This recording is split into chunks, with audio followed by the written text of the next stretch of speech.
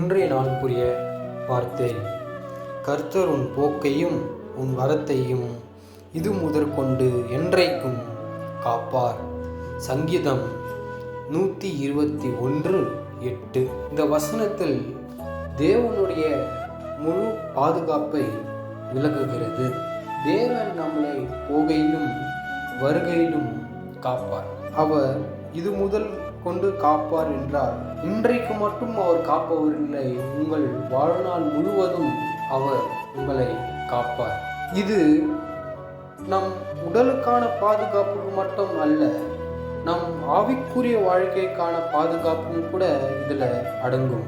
நம்மளை தேவையில்லாத பாவத்தில் இருந்தும் சோதனையிலும் தவறான பாதையில் நாம் போக விடாமல் நம் தேவன் இன்றைக்கு நம்மளை பாதுகாக்க வல்லவராய் இருக்கிறார்.